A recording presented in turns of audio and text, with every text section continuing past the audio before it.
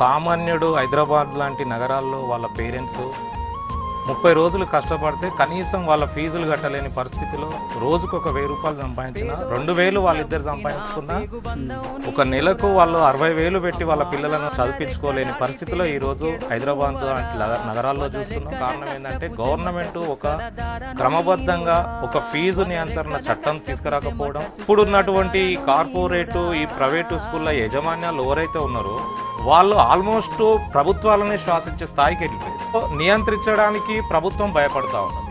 First class join కావాలంటే 5 లక్షల fee, SSC complete కానికి దాదాపు 30 లక్షల ఖర్చు ఇప్పుడు ప్రస్తుతం ఉన్న పరిస్థితిలో ఒక పేరెంట్ పే చేయాల్సిన పరిస్థితి ఏర్పడుతుంది. స్కూల్లో చదువుతున్న విద్యార్థి అక్కడనే బ్యాగ్ కొనాలి, అక్కడనే యూనిఫామ్ కొనాలి, అక్కడనే పెన్సిల్ తీసుకోవాలి, అక్కడనే బుక్స్ తీసుకోవాలి. పెద్ద వ్యాపార కేంద్రాలుగా స్కూల్స్ ప్రైవేటు యాజమాన్యాలు ఈరోజు ఈ యొక్క విద్యా వ్యవస్థను అట్లా క్రియేట్ చేస్తూ ఉన్నాయి.